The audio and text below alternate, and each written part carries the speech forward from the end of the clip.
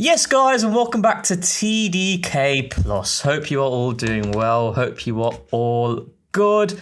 Main podcast time. Happy Tuesday, happy Wednesday, happy whatever day it is that you're out there tuning in on this delightful day. I say delightful. We are going to talk about a few things that did trigger me on a specific Sunday evening at around 6:22, I think it was. Our little Mohan has gotten a little angry in the last week or two.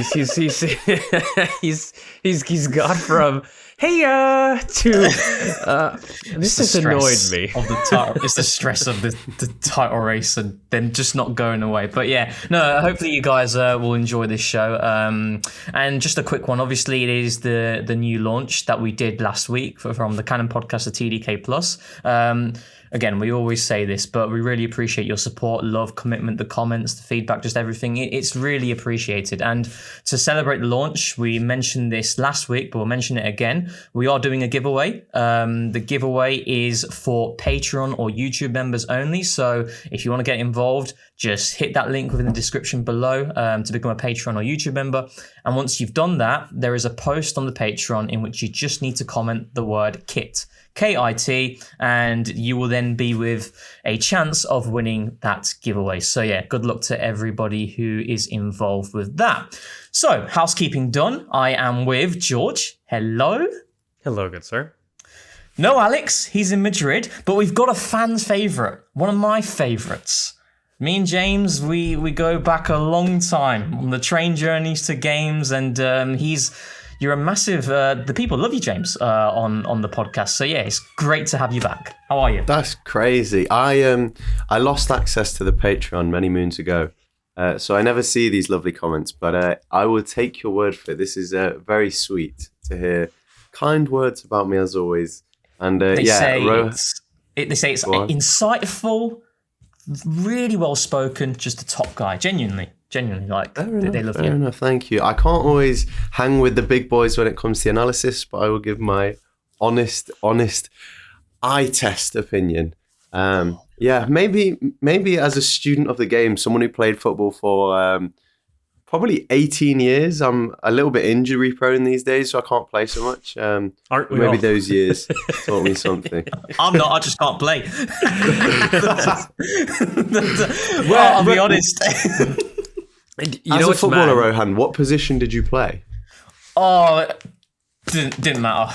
Anywhere. Just like, there's not a set position. I've said this many times. I was a cricketer. I played football, but I wasn't good. I said if there was a player that represents me, it is El Neni. Very safe. Doesn't want responsibility. I want nice passing numbers. I'll let somebody else do the business. I'll just keep it tidy. Reliable squad member, though. Reliable squad member. Always available. Had a big game in him. So, you know what?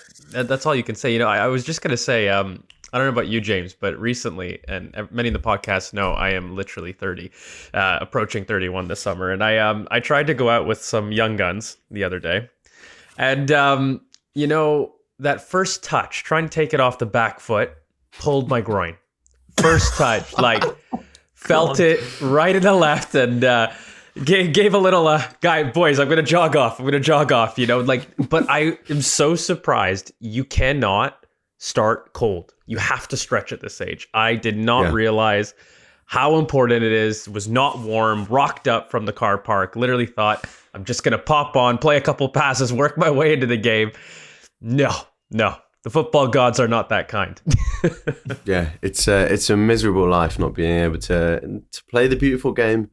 But here we are, and at least we can all talk about it, eh? Absolutely. I mean, I wonder, just to quickly end on that, is the point in which you need to stretch before a session the moment where you're old? Or at that point, no, I had to do that back when I was 26, I would say, 27. This right now is, I can see people where my brain is working faster, and I'm like, it's not following. That's when the game's left you. When you're like, I want to do something, and then I want to burst beyond, and you're like, the burst isn't there. Does it not make you appreciate those players though that are playing at 40 years old? Yeah.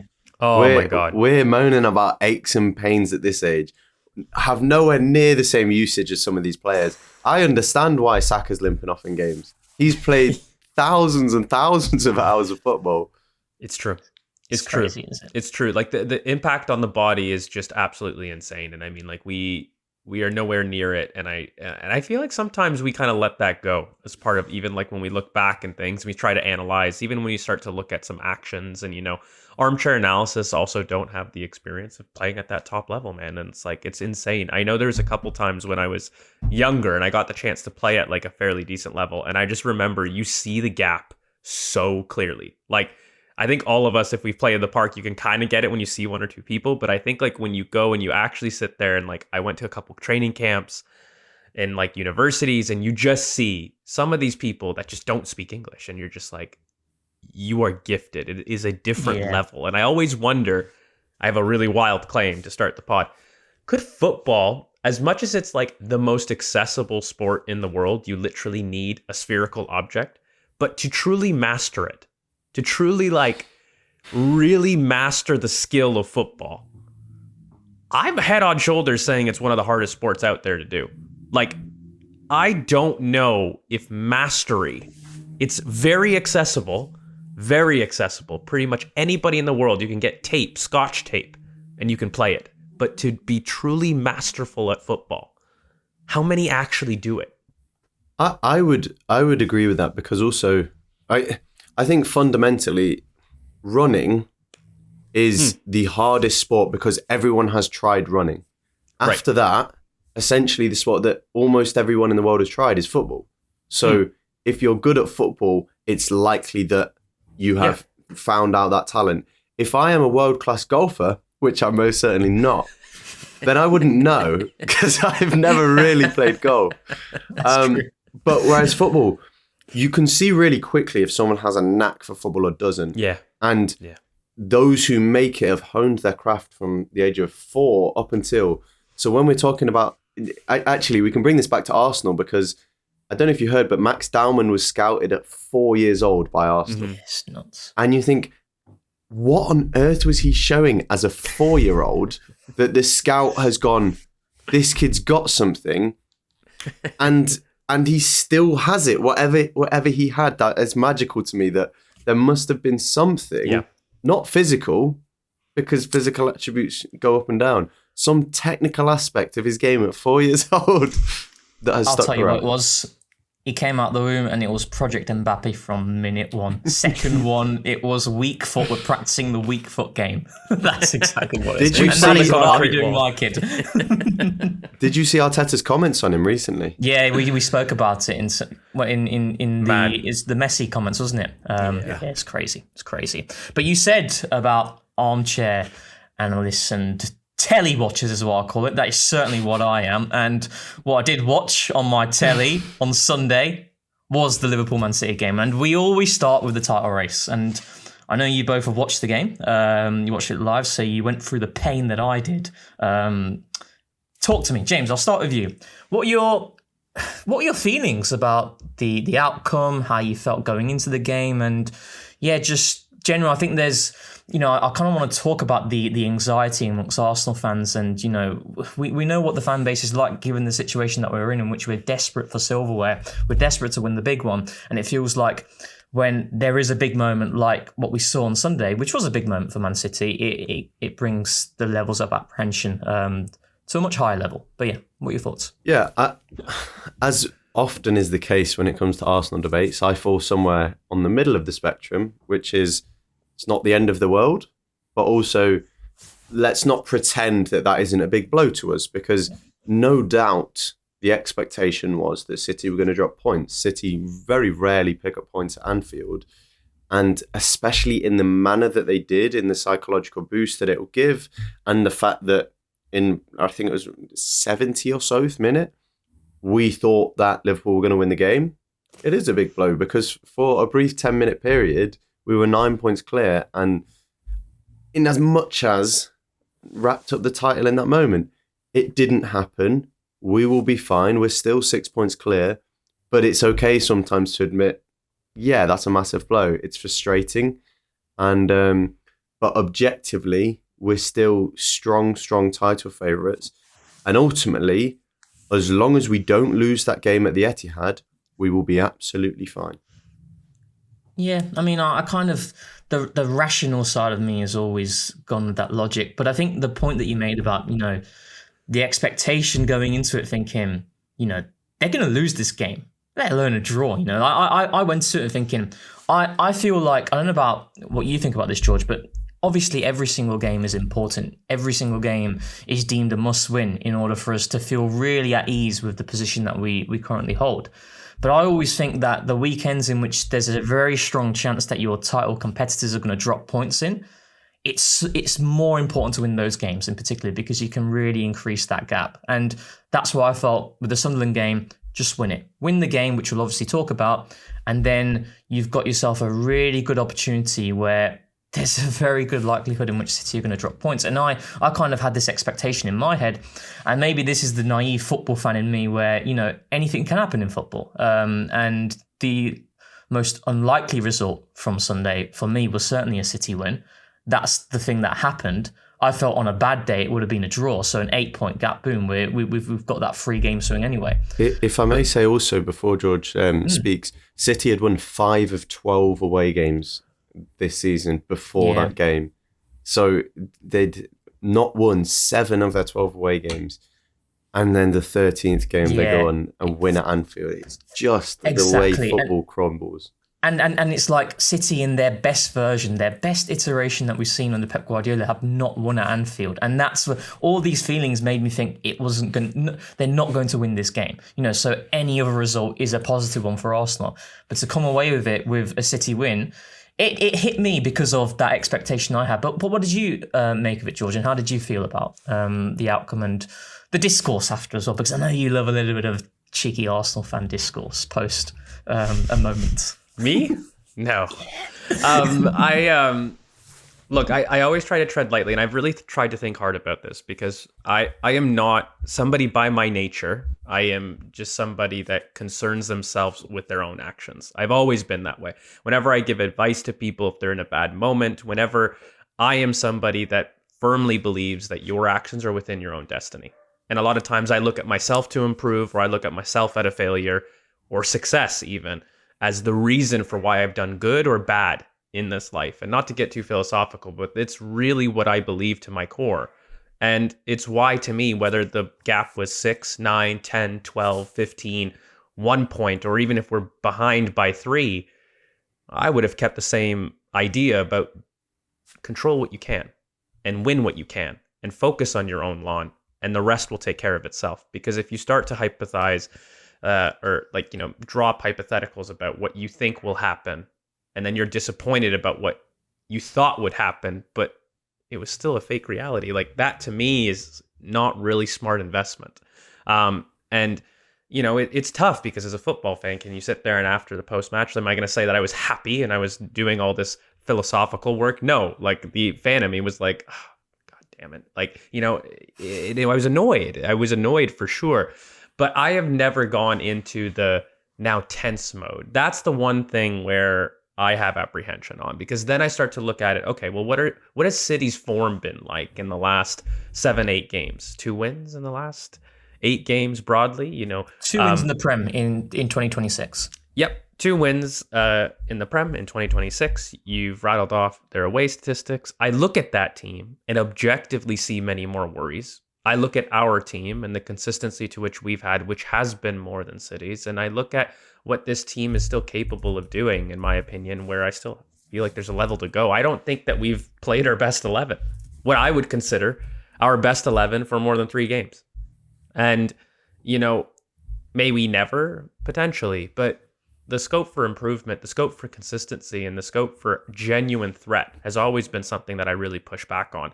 And it's like, I don't ever let myself go beyond annoyance in the moment. Like, it's a 30-second annoyance. But then when I look objectively about what we're doing, I find it really difficult to be like, I wanted the title race to end in February. I find it incredibly kind of entitled, because as much as I'd want it, I look at over the history, how many times, guys, has that actually happened in which there has been a title race? Because a lot of people were saying in 2026, City have dropped points, right? And the expectation was we could have had this title out and gone. How many title challengers in the last 30 years have generated a 10 plus point gap in January between their title rivals? Zero? It hasn't happened. So why are we sitting there? To me, it's the definition of reactionary analysis, because yes, we could have. If my mom was a bike, etc. I'm not expecting something. Sorry. Is it that the quote? No, not quite. It's grandma and had wheels. Not if my mum was a bike. That's a very dangerous thing to say. It's one of those things where we put stock into the what if scenario, and I just don't think that if it's never happened in the history of the Premier League, I find it unfair to expect it. Can you be annoyed? Yes, but I don't know if I go beyond that. The reason why Arsenal fans are like this is because we know as a fan base, nobody is going to react. No one is going to relax, pardon me, until that gap feels untenable, until it feels so far that it can't be closed. Yeah. So right now, 6 points. If the roles were reversed, if City was 6 points ahead, having played the games that they played and we'd played, reverse the roles, they would be absolutely fine. But our fan base, because of the scars that we wear, we're so stressed. Even though we're top of the Champions League, we're top of the Premier League, we're on for the Q word. No, I'm not going to say it, but we are the best team in the world. Objectively speaking, why are we so stressed? We are better than Man City, and we are 6 points clear of them. There is no reason to be stressed because of that. But it's the scars that we carry which are causing people to feel this way. Nothing we have seen in recent times should suggest that we should be as stressed as some people are. Yeah, it's one of those where, like, you go, I don't know if you guys have this in the UK, but a big thing in, both Canada and the US is like when you've got your university degrees. Like for us, it's, you get acceptances at different times. So you can submit your grades, and then, this really reminds me of looking over at your friend who you've got a much higher grade point average, and he's got his acceptance before you. And you saying, what? And you being really anxious and, for no reason, because you still got plenty of time. You're a much better student than he is, but you're just annoyed because he's got the acceptance that you've wanted. And to give you your peace, you're like, I just want that acceptance. And I feel a bit of that where, okay, if I wasn't a good student, I think I'd place a lot more stock in those fears. If I was a team that was not performing consistently, I would place a lot more stock in those fears. If I was a team that this very season hadn't shown an ability to create centrally much more than they did last year, have an ability to compete against physical mid-blocks with much more consistency, which we did from basically the October period to beginning of December, where if we weren't a team that showed already this season to put away many of the demons that cost us last year, I'd put a lot more stock into it and saying, listen, I don't think I've seen enough evolution this year in Arsenal. But to me, I don't agree. I've seen evolution. I've seen us become even more consistent than last year, just factually. I mean, you want to look at, reverse fixtures and comparing what we did last year in the same fixtures to now. We're something like, plus 10 or 12 or something like that as far as our aggregate from last year to this year. So by every metric, we are objectively better. It is just the fear, and it is just the anxiety. And if I was having a friend that was doing that, I'd give them the same advice. I'd say my outlook would be, and it would be, listen, focus on the things that are within your control. Focus on yourself. And, at that point, it's up to you to decide whether or not you're going to progress or stay. And that's really how I feel. It's controlling the controllables, right? And I think that's how Arteta's always viewed it. And, I've said many times on the podcast, this was going all the way back to when we beat Spurs 4-1. And even at the start of the season, I was very confident that we're going to win the league. And I'm still very confident we're going to win the league. But I can understand the anxieties that the fan base does have because of what's happened in the past, even though the past is not indicative of what's going to happen in the next 13 games, right? Because it's why. We were indeed at Brighton. We were at Brighton, the 3-0. We were at many other games as well, in which it wasn't pleasant. And it hurts. It does hurt you. And that's why I can't come and sit here and say, I didn't feel that Haaland winner and then the commentary from Gary Neville, I think, oh man, this is actually hitting me hard.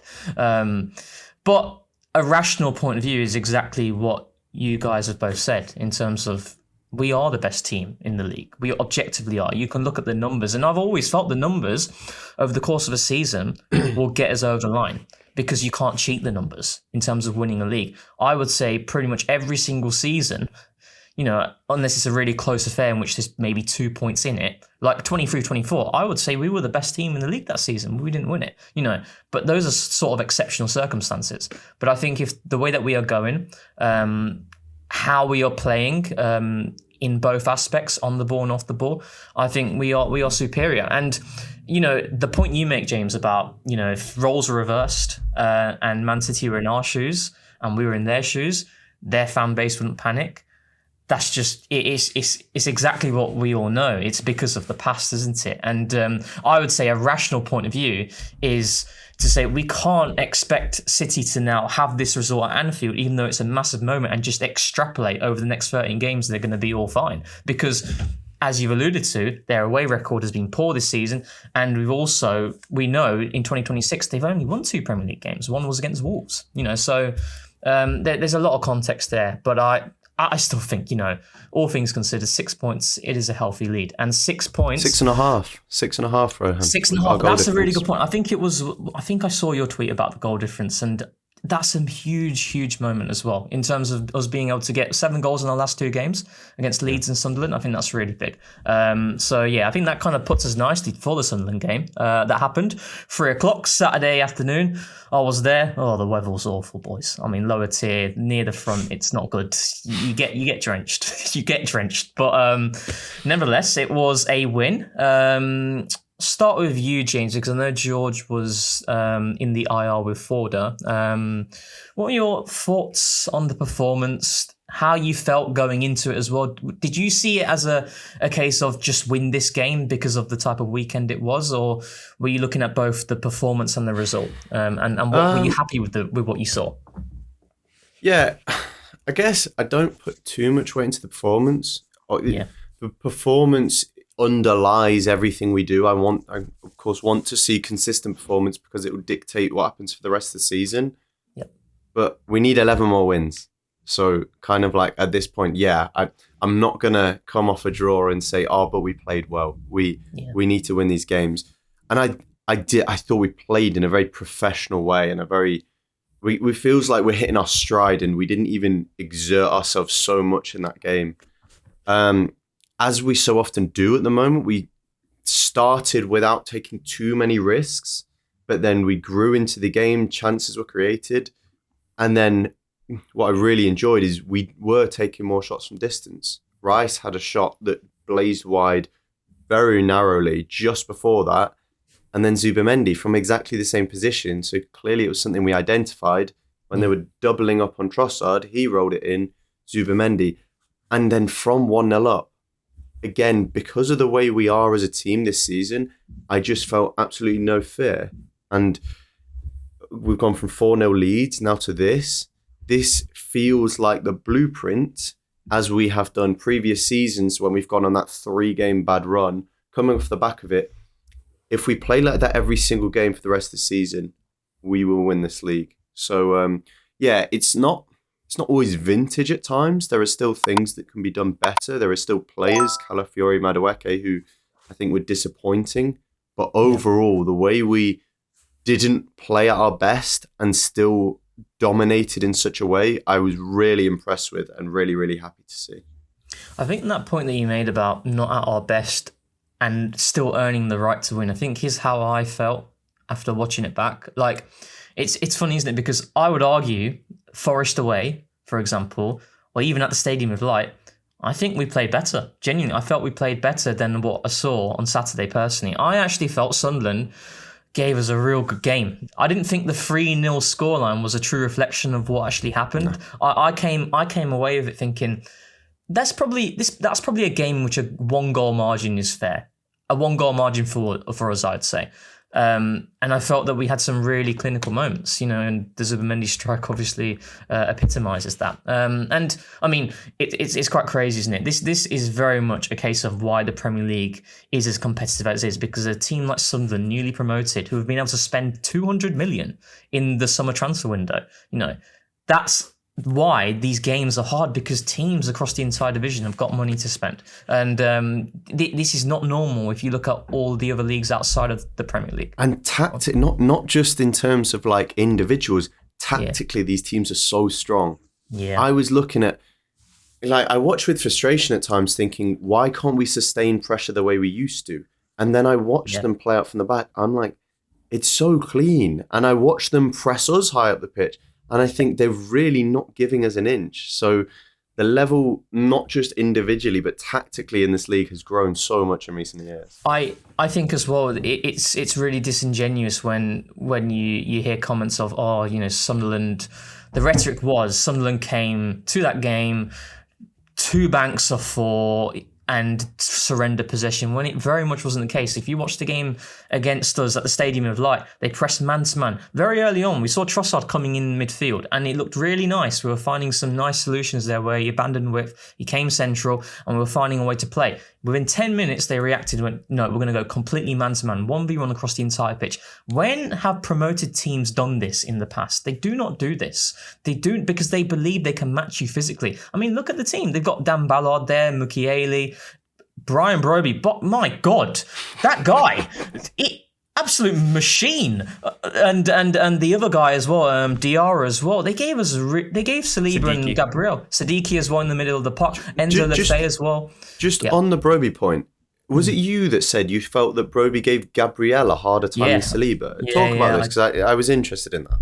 So I think it's interesting because naturally when I agreed with the group chat, the group chat that we're in, and some of the comments like, we need to get Gabriel on Broby because he's causing Saliba some troubles in the first half. But my response, it's not as always as easy as, you just pick up Broby and I'll pick up the other guy. Because what was happening in the first half was we were pressing with Trossard high and Jesus high, right? So if Trossard's pressing high onto the centre-back, so it's Dan Ballard in this case, if Trossard's pressing high, then Calafiori then has to jump forward and press the fullback, who is Mukiele. So if Calafiori jumps to the fullback, then who has to mark the winger? It's Gabriel. So Saliba has to mark Broby. He has to. Yeah.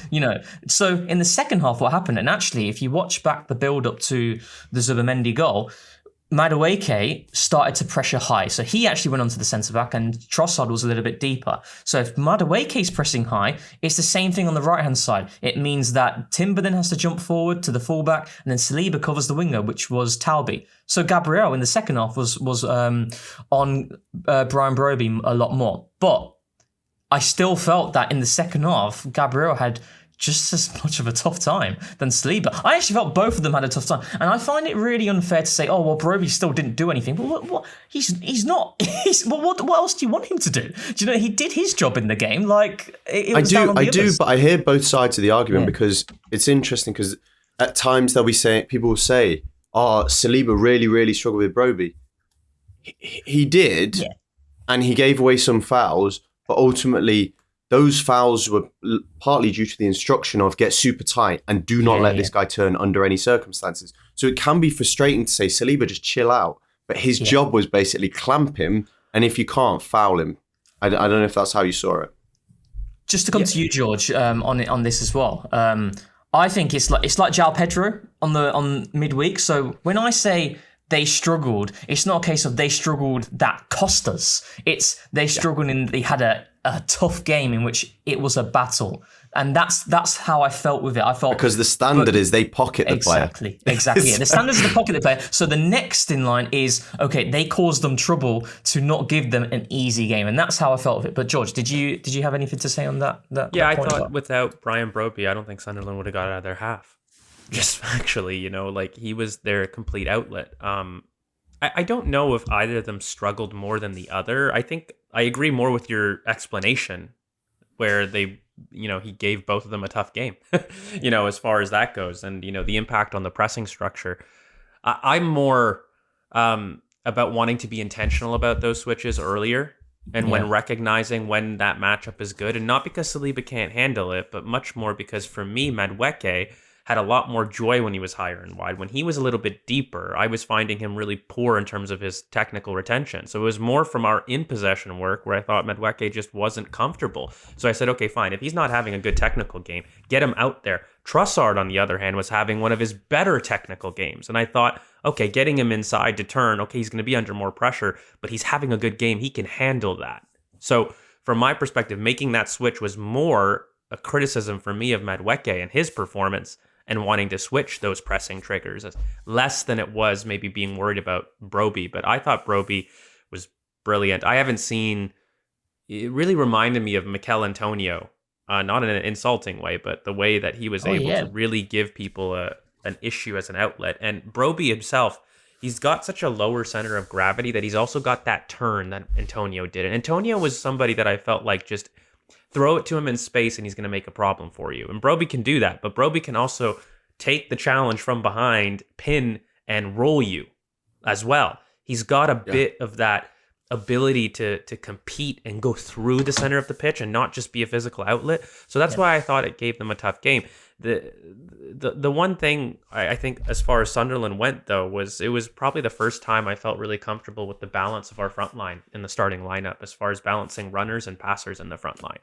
And I thought that the attackers in general, I'm so happy the rhetoric is we maybe didn't dominate the field tilt, but we walked out with a 3-0. And I don't think it's coincidence that happens when you start balancing the front line like you do. And I don't think it's coincidence that we start like some of our substitutions in Martinelli and Gyökeres, the perfect finishing type subs for this type of game, especially a game in which Sunderland are kind of coming up onto you in terms of a man-to-man press, and you use their speed, their physicality to push a line back. Like, to me, this is one of the few times we, as a coach, use the attack in a more articulate way. I don't know if that's the right word, but in an intentional way, as opposed to just throwing on attackers and building from the back this really set, balanced 11 that dominates field tilts and dominates all these things. But naturally, these guys tended to have really good relationships with each other. And I think also, just to jump onto what you said, George, that was interesting.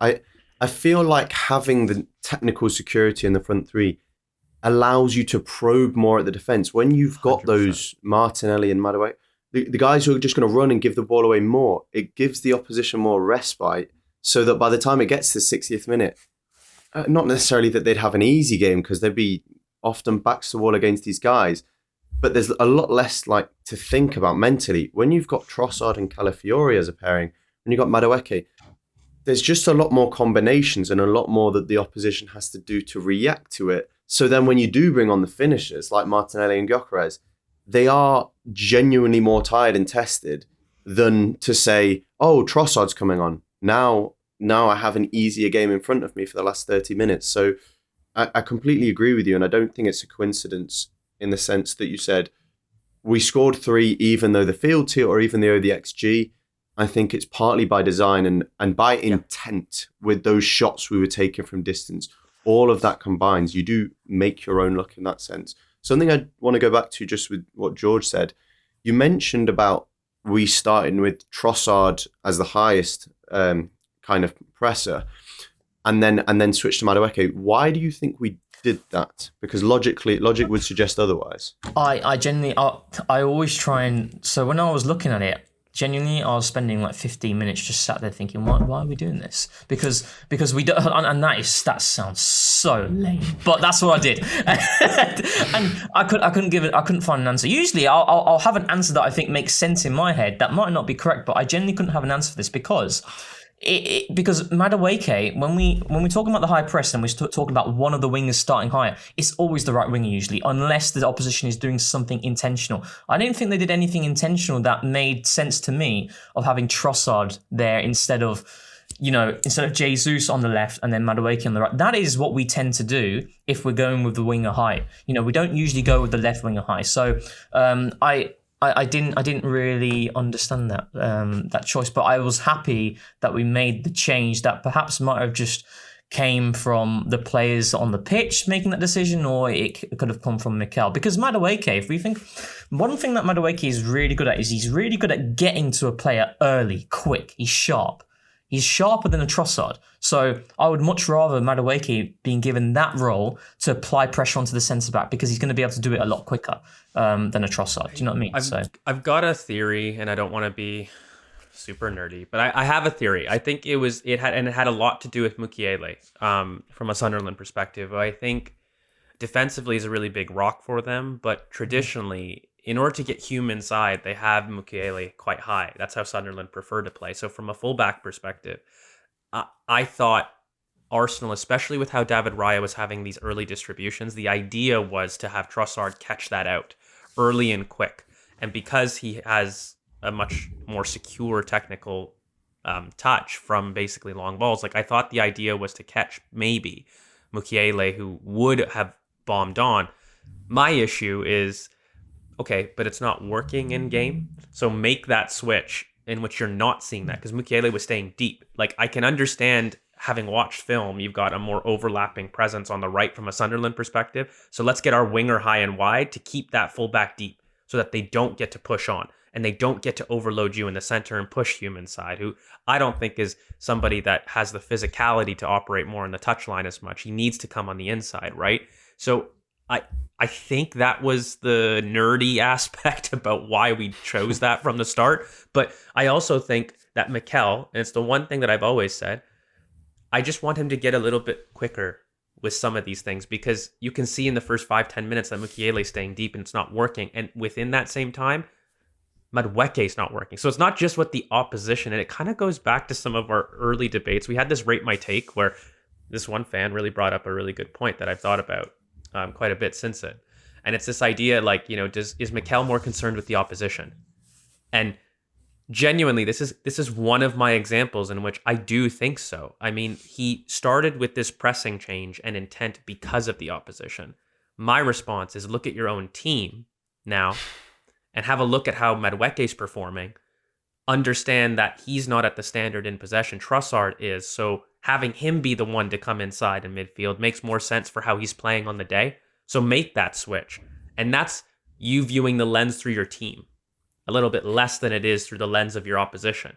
Now, I don't think it's always in this one camp, but it is an example of how I can see where that that line gets blurred.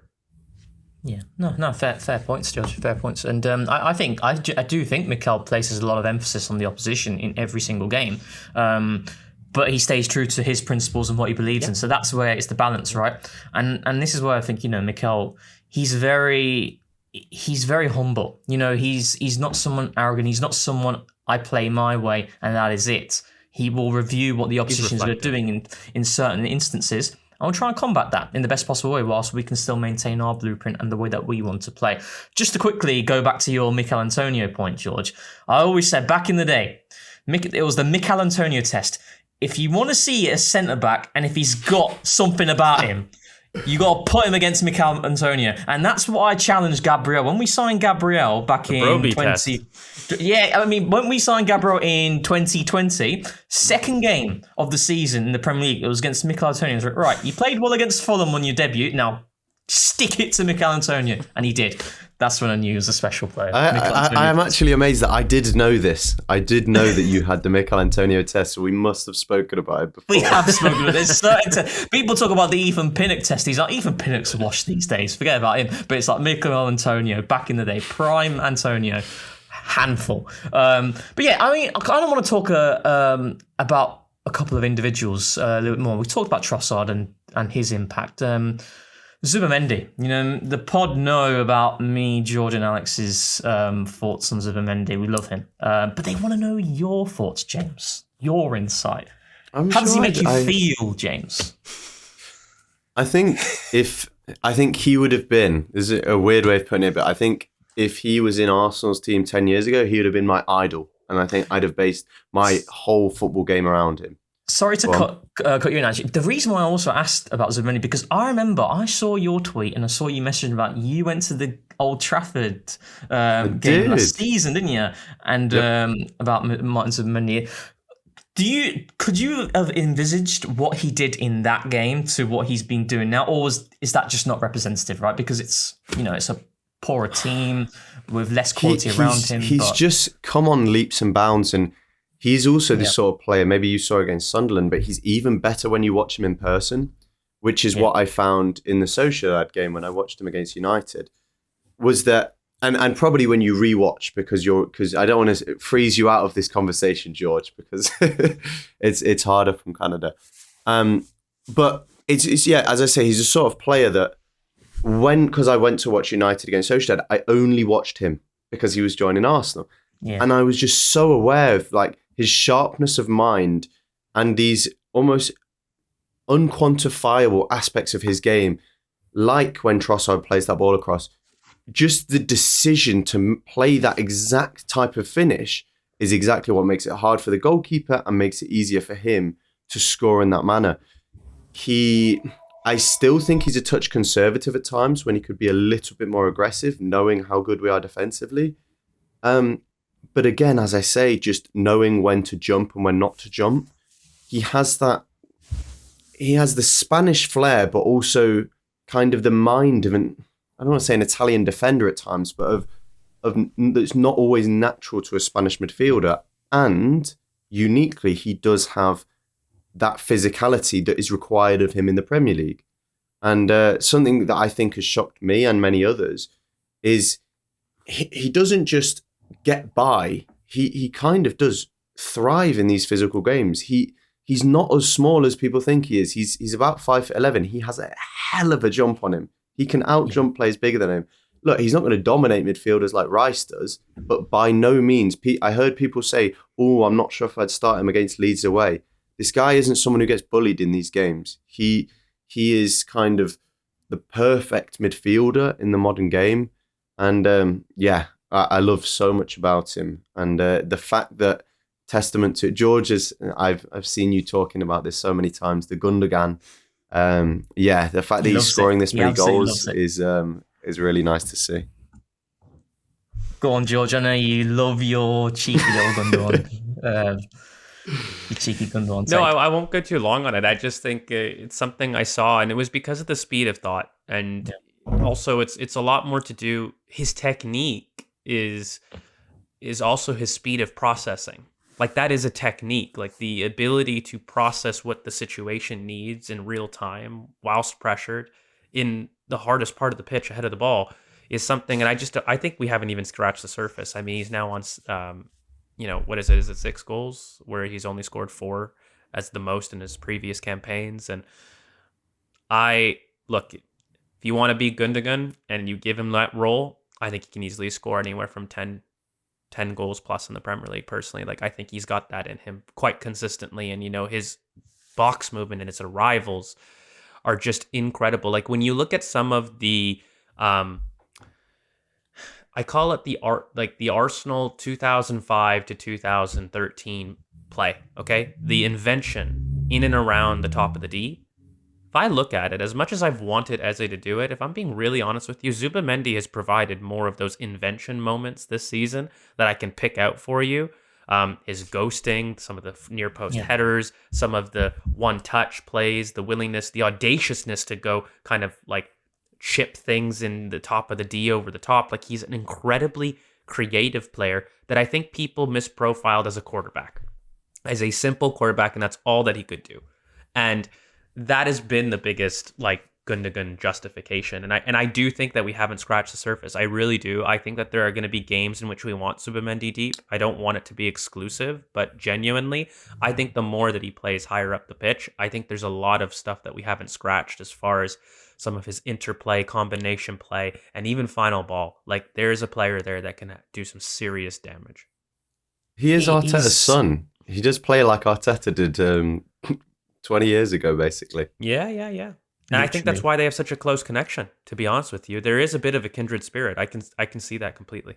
He scored an Arteta goal, didn't he, on Saturday? No, go for it. But he scored an Arteta goal, didn't he?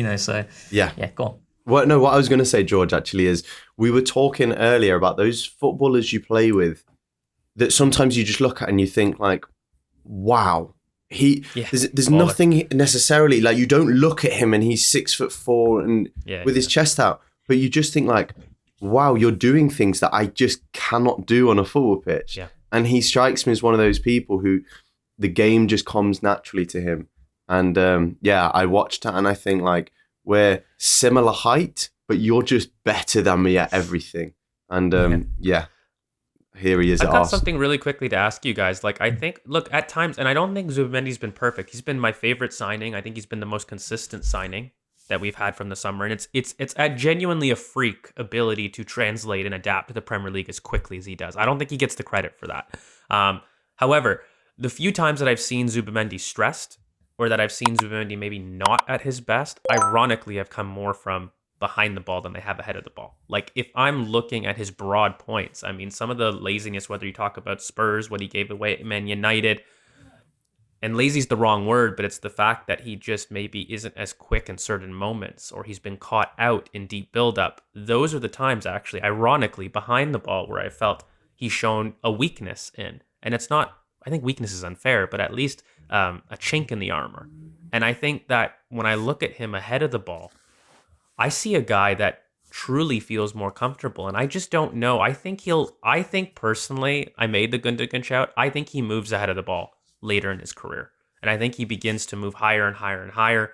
And he's given that license of freedom to affect play in that way because he's got the brain to do it. And he's got the brain to overload and to do it in either end of the pitch. I think whether he's on the left or on the right. I think we see Zubimendi do a little bit more, guys, and it wouldn't shock me at the end of the season. He's on 10 goals in the Premier League. Seriously, I will say,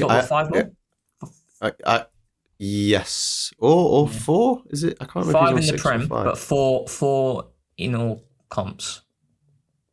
More. I thought you meant how many he's already on. I was like, that doesn't make sense. No. No. The only thing I was going to say in rebuttal to that, George, is I do wonder whether a lot of his mistakes have come from, I keep saying mental fatigue, but mental fatigue or like a lack of concentration, and potentially 100%. because there is that kind of constant need for alertness and making these passes under pressure, which I don't think he had to do as much at Sociedad. So I do think that is something that he will eradicate from his game with maturity and kind of being exposed to it more.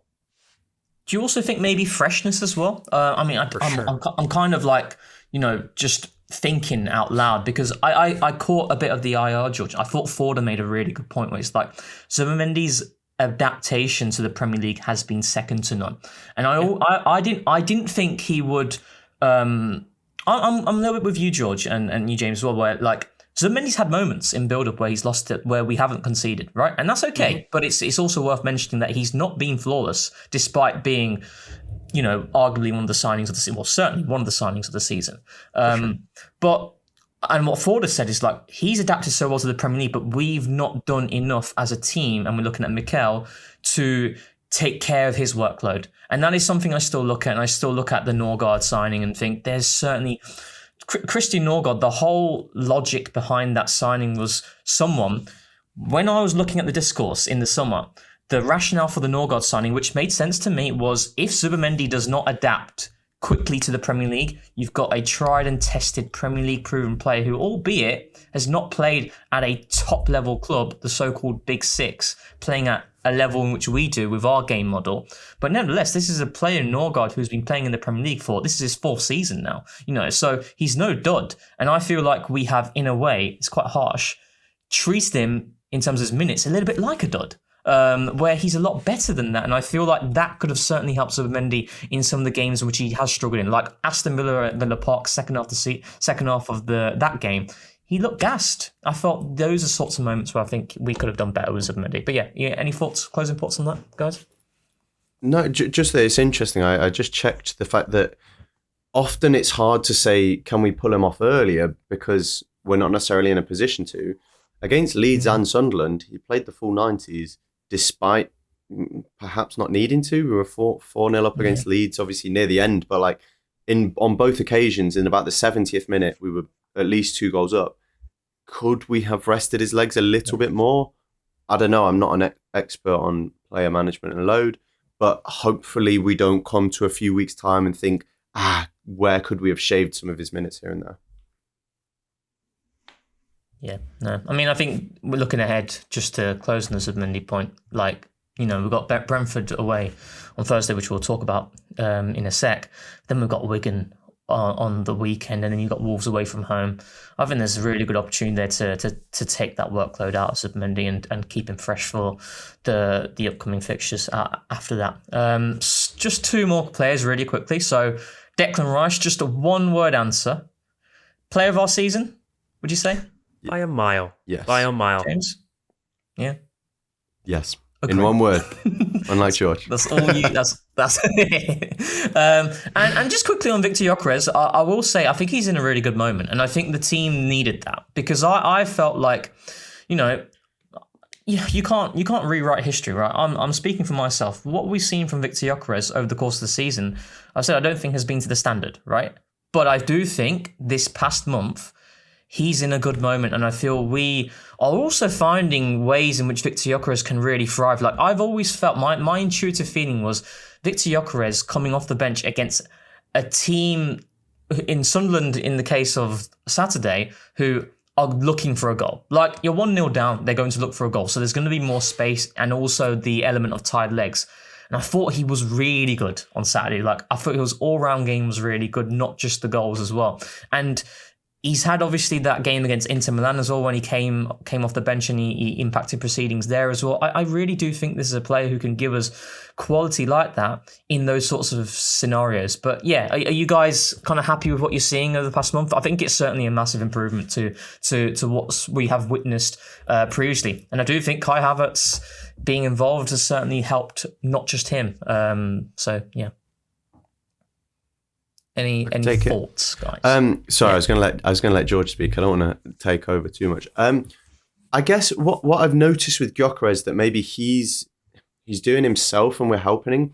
We're simplifying the game for him, and this sounds really patronising, but that is what he needs.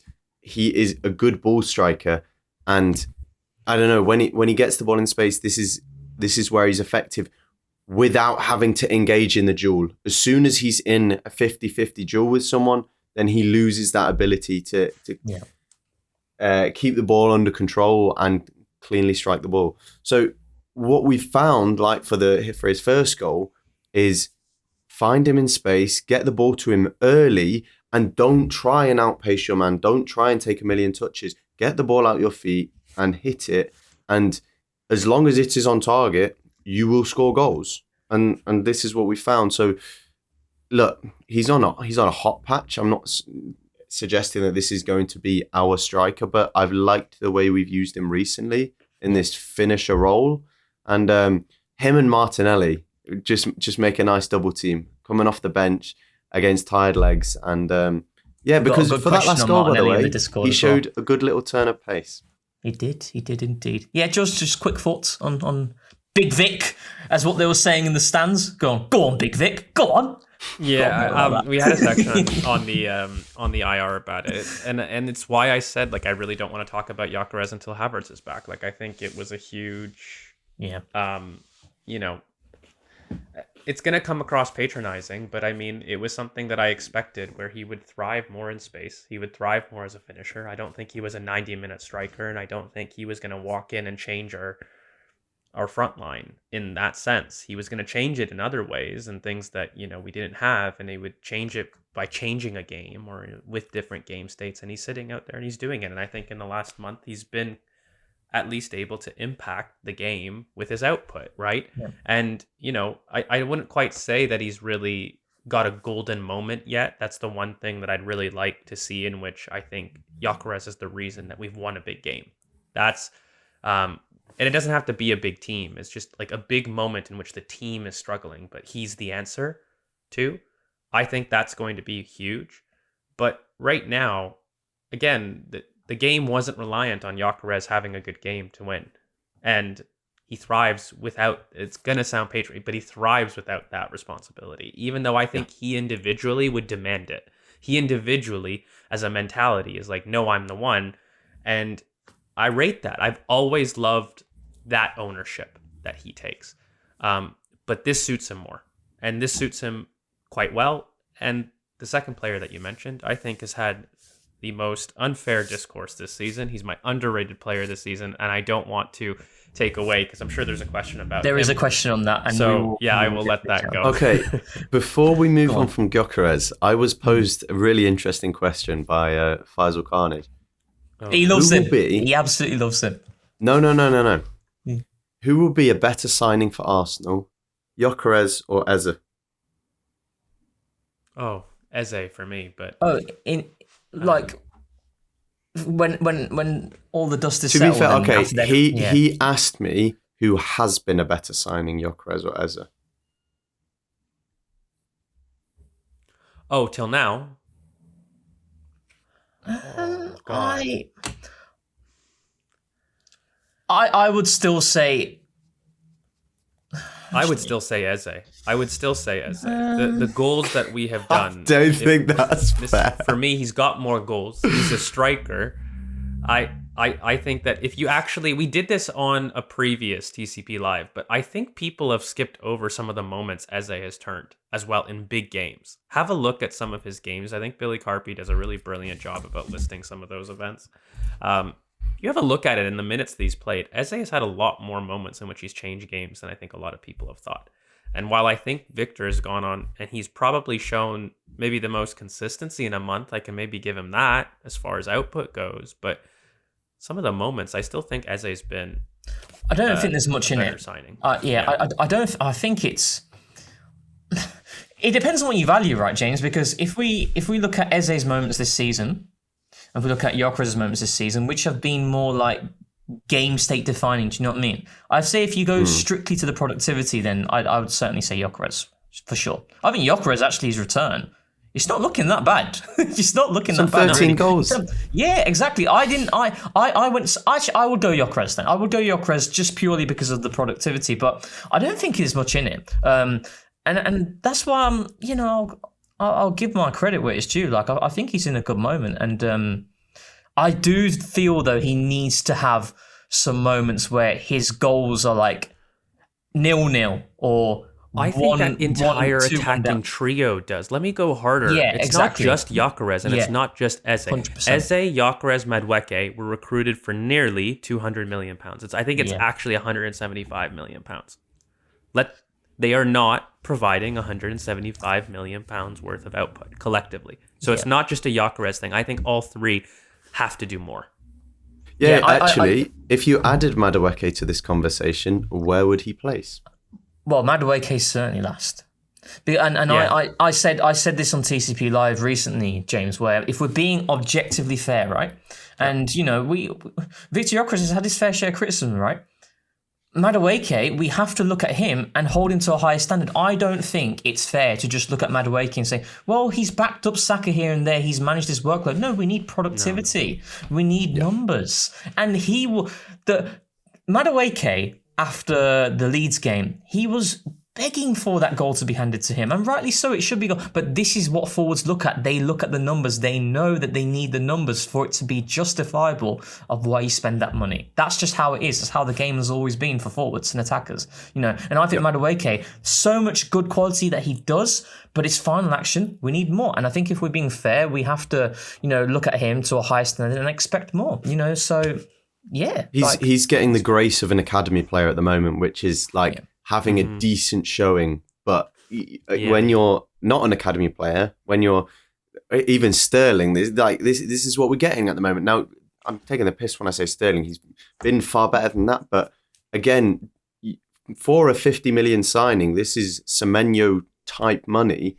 Yeah. You have to hold someone to the standards of output. And again, it's not cost us so much, but there will be games where the others don't contribute.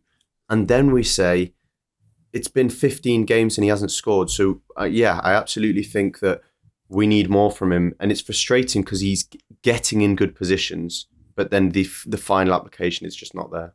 Which we've known, right? That's the frustration. It's I would say, there's a massive talent in there, but until he shows that end product consistently, he is still the same player that we signed. And that's the way I see it, if I'm being completely fair. But let's go quickly to the Brentford game. Right. I'll tell you what the lineup will be. It will be Raya, Timber, Saliba, Gabriel, Calafiori, Zubamendi, Rice, Havertz, Madueke, if Saka's not fit, which I don't think he will be, Trossard and Gyökeres. He will play Gyökeres and Havertz in this game. He will treat it just like it was against Leeds. He will look at Brentford as a team with the Coyote long throw-ins, a really direct team, probably the most direct team in the Premier League. He will look to mitigate that with Victor Gyökeres, who, by the way, one thing that he's been really consistent at all season is defending in set-piece scenarios. Corners, he always wins the first contact if it's near the near post every single time. In those long throw-in scenarios as well, you've got someone like Havertz who's consistent at that as well. He's going to beef up the team with more height with Gyökeres. I'm telling you, that's going to be the team. Do you agree or disagree, boys? I disagree with it. I'd like to see Eze and Havertz. But that's what you'd like to see.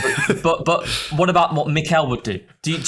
I agree that's what he'll do. I'd like to see Eze Havertz from the off. And especially because of how vertical they are, I think Eze would have space. And I want Gyökeres in this finisher role because I think he can get goals. Yeah, I hear that. So I would like, exactly with Leeds, I would have wanted the same thing. Like I want somebody with a little bit more of a backboard, and I want to see Eze float in and around.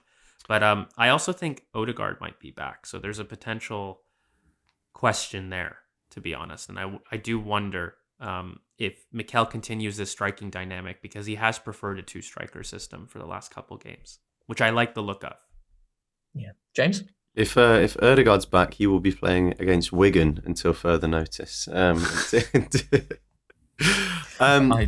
actually think it will be really interesting, the point George makes, that Gyökeres isn't a backboard, doesn't really create space in the same way. I know he occupies defenders, but I don't think he stretches teams in the same way that Havertz would. And in that case, you would assume that it is conducive to Eze finding more success. And I think if he had a poor game with Havertz up front, then I would be looking at it and thinking, like, what can we do to platform you? There is less central space in the Premier League now. I know it's very difficult, but clearly, if he's not working with Havertz up front, then I would start asking the question, like, he needs to start adapting his game as much as we need to start adapting our game.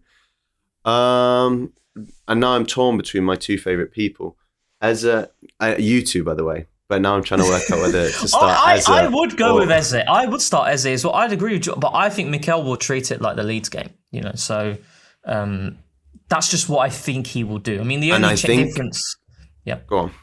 No, the only difference was Hincapié started against Leeds, but I'm pretty sure Calafiori will keep his place. So, I think if we're talking from a mathematical, like statistical point of view, as Arteta so often sees it, then Gyökeres is what controls the margins more and avoids that small amount of risk that we'd get with playing Eze, and he will play Havertz in midfield. So I agree that that's probably what he will do, but I do like the idea of give Eze his chance. Yeah, 100%. I'd love to see Eze in this game. Score predictions. I think this is a massive game. We'll know everything with the final game of the game week. Thursday night, it's giving me that Friday night Brentford 21-22 vibes. But we're a sick team now, though. So 2-0. Yeah, I was going to say 2-0. That's the banker. Arsenal away from home against this sort of team. 2-0. That's the banker.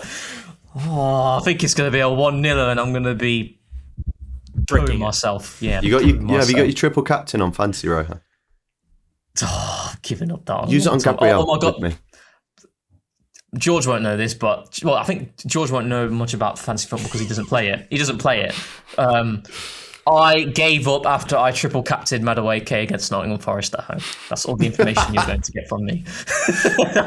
And that's why he holds this vendetta. We will go to your questions on that note. Thank you guys for always responding, giving lovely questions on the Discord, and you can gain access to the Discord server by becoming a Patreon or YouTube member. Again, the link is below within the description. So go into the Discord. Nick, good old Nick, he's always active in the Discord. He's a proper lively man. Regarding Martinelli, I feel I've seen enough to say a lively man. just brings the energy always. Regarding Martinelli, I feel I've seen enough to say that I might prefer him on the right wing compared to the left wing. Thoughts, context. His carries look more comfortable, forces him to get in behind more. It negates his lackluster 1v1 ability. And just, he's very keen on the Martinelli right wing idea. And maybe, I think both of you wanted to talk about Martinelli. So what do you see in terms of how Nick views it? Martinelli on the right wing, do you think he's better there? Do you think on the left is he better? Or can I use two words and then let George answer properly? Go on. Game state are the two words that I would caveat. Why can't you talk? Go on, George. I'll let George take the real answer. Oh God, no! It's just I don't know. I feel like I'm leading this charge for the last couple months. It's just. You look at the games that he's been able to contribute to this season, and I think, him on the right wing versus the left wing has been, an indication of people just seeing him more central than before and less on the, less chained to the touchline. This is a guy that I believe has talent, and I refuse to say that, you put him in central areas, he will impact the game consistently. And, he's been bubbling this season. I think that what he's on record to do in the Champions League is not something you can just simply ignore. I think that when you have a look at his play this season and his cameos, like we're ignoring the out of possession work, which we very much can't in terms of how critical he is as far as a weapon goes there. And then lastly, his first touch, guys, when he comes on, there's that one touch from that crossfield ball that he takes it on the inside. Yeah, it's just quality. It's quality. And, I struggle, especially when I'm looking at Arteta transitioning to this two-striker system. Like, come on. I would love a Kai Havertz Martinelli duo striker attempt. We saw it against Liverpool, in which he had a more central striking role. I would love to see Martinelli being able to work off with Eze in the hole, and I would love to see that once. It would not shock me this season that we. Arteta made a bet that he'd never play Lewis Skelly in midfield and he'd never play Martinelli up front. And we'll never see it. We'll wait on the Lewis Skelly one, but the Martinelli one is I just don't. I don't feel comfortable selling it. Like I can't. I'm sorry. I can't lie. Like I don't feel comfortable doing this because you know what? So am I just supposed to admit that we're not going to maximize a player when we've given every excuse and context and quantification for pretty much 90% of our players? Like it's been really unfair to me that the only player that we have to look at is that he has to perform in a role not suited to him consistently. Like I don't think it's fair. Whereas everyone else gets the opportunity not to. And I mean, I just think he's proven it with his cameos, with his play this season. Both Trossard and Martinelli have. I mean, there's an argument to say that the left wing is a major problem last season. And when you look at them, I think they've got now, something like 28 or 29 goal and assist contributions between the two of them this season. Like, those are serious numbers. If you want to be fair, the right-hand side is not contributing. If you want to be fair and you want to be objective, there just aren't. So to me, it goes beyond that. I think he's our most undervalued player and underappreciated player this season. I think the point about if we sold him, go on. No, go for it. Go for it, James. Go on. I was just quickly going to say, if we sold him for 50 million, let's say, that's how much we spent on Madueke. You can't replace Martinelli's output. If we signed someone for the same value that we sell Martinelli for, and they brought in Martinelli's output, we'd be singing from the hills. We would. Yeah, 100%. I was kind of leaning onto that, and I think if you'd ask anybody before a ball was kicked this season, or as the previous campaign ended, nobody, I would say maybe a small percentage of Arsenal fans would have wanted to have kept both Martinelli or Trossard. You know, at least one of them was to go for everyone. Certainly for me, I had Trossard going in the summer. I wanted Trossard to go in the summer, and boy, has he proved me wrong and a lot of people wrong who doubted whether he could continue to maintain this level of productivity. And when we win this league, not if, when we win this league, these two are our unsung heroes of the season. I can't differentiate between the two, to be honest, because I think Trossard, I think what I've seen from Trossard's always been productive, but the difference this season is Trossard's performances over the course of 90 minutes have been consistent. And Trossard, this passing bag that he's had in this game, I didn't know he had this from the touchline. These little cute little passes into the corridors for California. I didn't think he had that in his game. So, and I always feel like the way Trossard plays on the left, I feel like Eze could. Yeah, I would want to see Eze a bit on that left-hand side as well. So, but good shout on the Martinelli question. There was another one from Dimitko about Martinelli and as a second striker and his usage there. I do feel like when, I think game state is important as well, as you alluded to, James, but when Havertz started against Chelsea midweek in the Cup and then Martinelli shifted to the right wing when Madueke came off, it was very simple. Havertz dropping in, dragging a centre-back out of position, and Martinelli spinning in behind. It's like it's basic. It's nothing like it's not rocket science, but it works. And I feel like I would have liked to have seen that a little bit more. Martinelli. Can I also add it, Rohan? Yeah, go on. What happens if Eze was off the left feeding in a final ball from that exact spin move? You're getting me feeling all sorts of ways now. Do you know what frustrates me? You can see him and Eze have that initial thing. That he looks for Martinelli. That one run that Eze does to burst through the middle of the park, that he takes it on the outside, then does a reverse pass to Martinelli off the left. I am telling you, so simple. You give that 4 or 5 games, it's gonna pop. Yeah, it's gonna pop. 2 more questions, very quickly. One from the Discord. One final one from Discord from Cole. According to Fabrizio, we will be in for Morgan Rogers. Do you think the lack of links to a game breaker winger is because Mikel wants utility players rather than specialist in attack? Or do you really buy into the Morgan Rogers links? I don't really see it, to be honest. But yeah, talk to me. Wait, is he describing Rogers as a game breaking winger? Or not? Yeah, is he describing him as a utility player? He's saying that, a lack of a game-breaking winger for utility players, which Arteta prefers. That's the angle that he's going with. So Rodgers is which? Because I would say Rodgers is a game-breaking player. Yeah, I mean, maybe he's looking at pure 1v1 chalk on the boots. I think he means touchline. Yeah, basically like a Doku. Or, that kind, like a Barcola. Like, is it more of somebody that's able to come on the inside? That's a dual role. A good challenge there from you, Mr. James. So, yeah, I like that. No. The reason I say it is because that specific quote that Arteta mentioned after the Bayern game about moments players and kind of game-breaking players, I would say that is Morgan Rogers. He is this sort of player that doesn't play with any fear. He will go direct. He will take risks that plenty of our players in the team aren't willing to.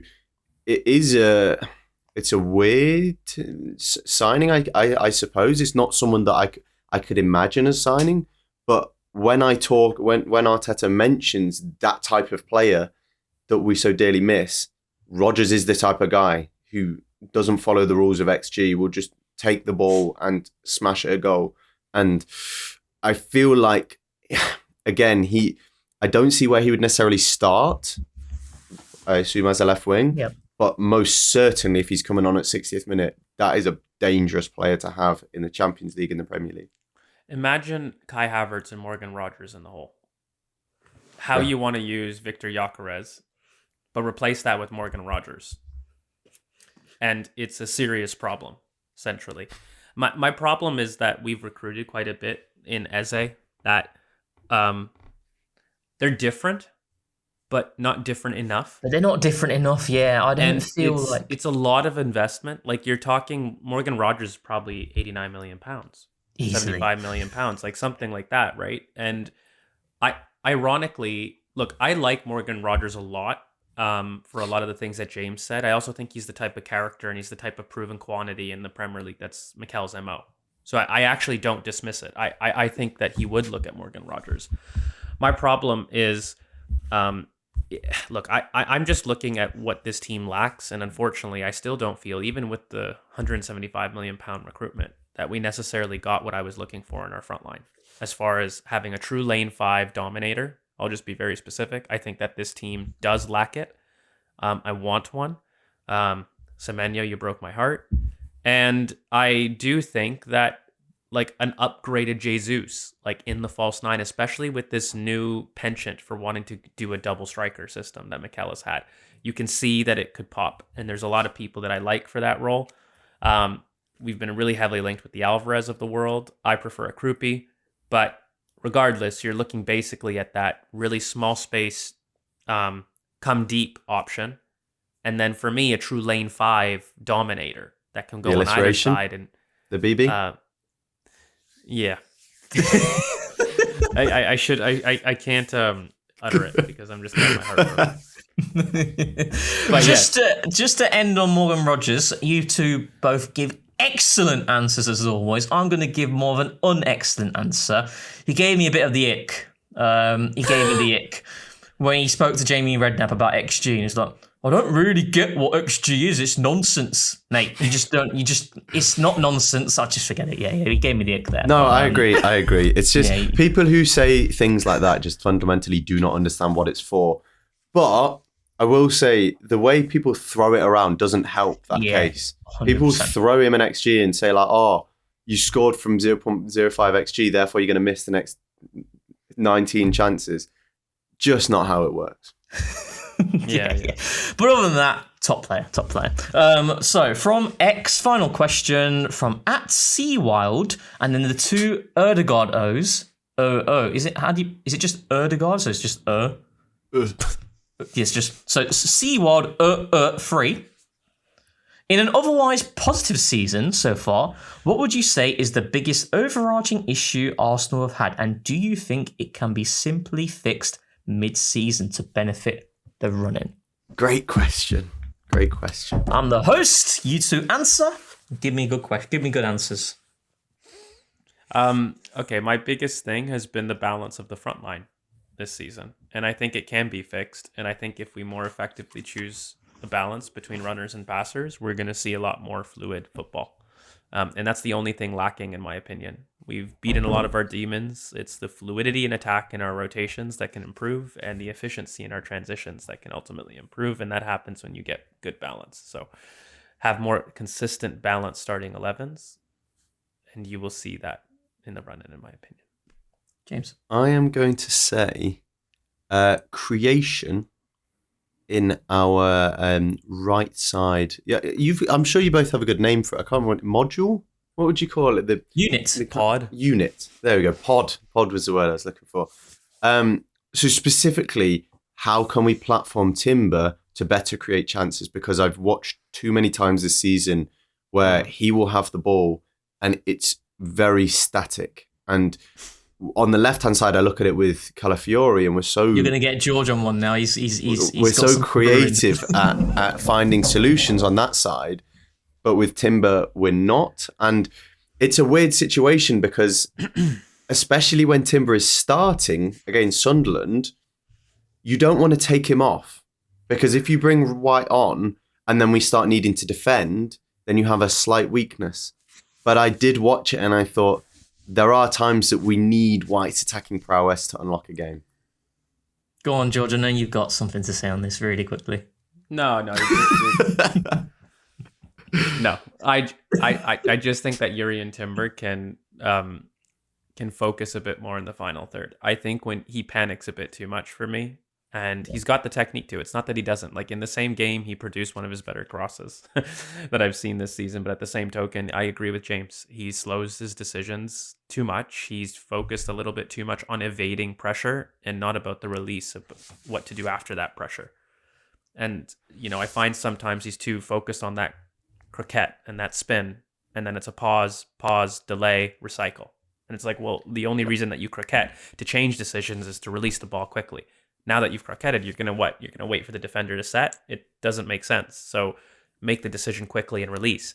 I think he's got it in him. He's got the talent too. Yeah, he's got the technique too as well. Like he's really good when he's a center back. He doesn't rush and he has really good passing. And there's times in which we've seen him in higher areas display really good passing. But I just think too much. I do think he considers the evasion of the marker his job done, as opposed to where the ball should go after that. I think just finally on that too, Saka's superpower to create chances where he shouldn't create chances almost allowed Timber to be sloppy and not consider that as much. Now he's with Madueke, he doesn't have that guy who will just cheat to create chances. and he has to do more to help Madueke because he's not Saka. And there's a lot that Timber does right, but I would say that is something that I think we can elevate our game for the rest of the season. 100%. Yeah, I think I do think the fans sense it as well with Timber. But Timber's quality, but there are times where fans know he just have a tendency to slow it down a little bit. But like you've alluded to, he's got the quality, and yeah, he is brilliant. We'll leave it there. Thank you so much. Oh, yep. And Your you? answer, big man. I'm the host. He's trying to run away. I'm the host today. No answers from me, not needed. Thank you so much for tuning in. No, really do appreciate it. Hopefully you guys enjoyed this pod. So yeah, hosting duties for me with Alex away, but we had James, and I think James has been fantastic. I want to see at least 3 comments that are positive about James in the comment section. Otherwise, I'm not on the pod next week, on the main pod. James has been outstanding. He deserves praise. And I think George would concur as well with me. He's always quality. But yeah, thanks so much for tuning in with us, James. Thank you, George. Thank you, good sir.